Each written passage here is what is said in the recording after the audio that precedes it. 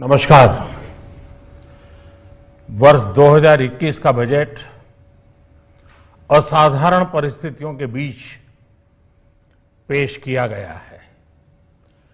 इसमें यथार्थ का एहसास भी और विकास का विश्वास भी है।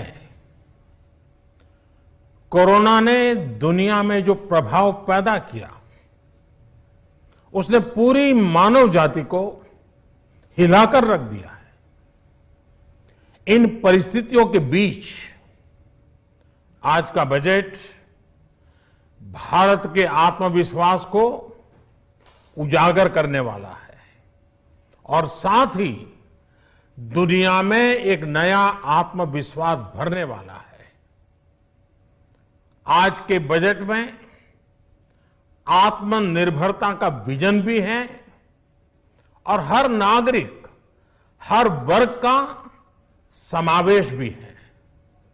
हम इस बजट में जिन सिद्धांतों को लेकर चले हैं वो हैं ग्रोथ के लिए नए अवसरों, नई संभावनाओं का विस्तार करना, युवाओं के लिए नए अवसरों का निर्माण करना, मानव संसाधन को एक नया आयाम देना, इंफ्रास्ट्रक्चर निर्माण के लिए नए नए क्षेत्रों को विकसित करना, आधुनिकता की तरफ आगे बढ़ना, नए सुधार लाना। साथियों, नियमों और प्रक्रियाओं को सरल बनाकर आम लोगों के जीवन में ईज ऑफ लिविंग को बढ़ाने पर इस बजट में जोर दिया गया है। ये बजट इंडिविजुअल्स, इन्वेस्टर्स, इंडस्ट्री और साथ ही इंफ्रास्ट्रक्चर सेक्टर में बहुत सकारात्मक बदलाव लाएगा।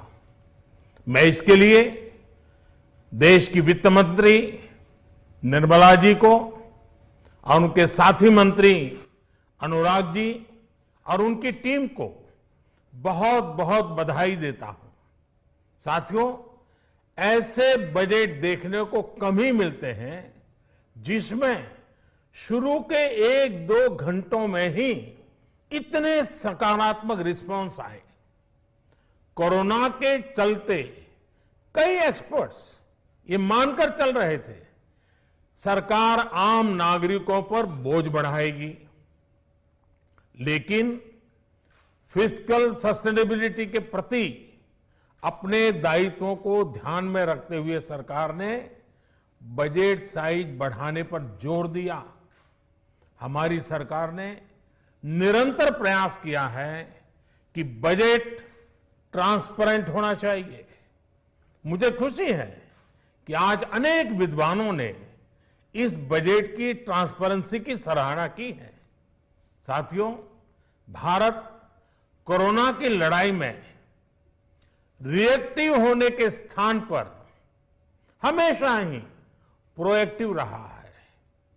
चाहे वो कोरोना के काल में किए गए रिफॉर्म्स हो या फिर आत्मनिर्भर भारत का संकल्प, इसी प्रोएक्टिवनेस को बढ़ाते हुए आज के बजट में भी रिएक्टिव का नामो निशान नहीं है। साथ ही हम एक्टिव पर, स्टेटस को पर भी अटके नहीं हैं और हमने इस बजट में भी प्रोएक्टिव बजट देकर के देश के सामने प्रोएक्टिव होने का संदेश दिया है। यह बजट उन सेक्टर्स पर विशेष रूप से केंद्रित है जिनसे वेल्थ और वेलनेस दोनों ही तेज गति से बढ़ेंगे, जान भी जहान भी। इसमें एमएसएमईज और इंफ्रास्ट्रक्चर पर विशेष रूप से जोर दिया गया है। इसी तरह ये बजट जिस तरह से हेल्थ केयर पर केंद्रित है वो भी अभूतपूर्व है। ये बजट देश के हर क्षेत्र में विकास यानी ऑल राउंड डेवलपमेंट की बात करता रहता है।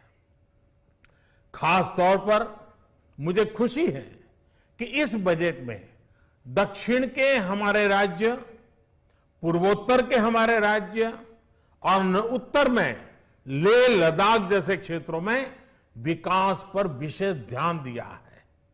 ये बजट भारत के कोस्टल स्टेट्स जैसे तमिलनाडु, केरल, पश्चिम बंगाल, इनको एक बिजनेस पावर हाउस बनाने की दिशा में एक बड़ा कदम है।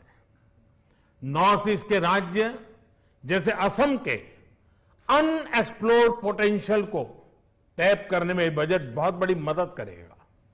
इस बजट में जिस तरह से रिसर्च एंड इनोवेशन इकोसिस्टम पर बल दिया गया है, जो प्रावधान किए गए हैं, उनसे हमारे युवाओं को ताकत मिलेगी। भारत उज्जवल भविष्य के लिए बहुत ठोस कदम रखेगा। साथियों, देश के सामान्य मानवी का, महिलाओं का जीवन आसान बनाने के लिए उनके स्वास्थ्य, स्वच्छता, पोषण, शुद्ध जल और अवसरों की समानता, इस पर इस बजट में विशेष बल दिया गया है। बजट में इंफ्रास्ट्रक्चर पर खर्च में अभूतपूर्व वृद्धि के साथ साथ कई व्यवस्थागत सुधार किए गए हैं, जिसका बहुत बड़ा फायदा देश में ग्रोथ और जॉब क्रिएशन, रोजगार के लिए बहुत लाभ होगा।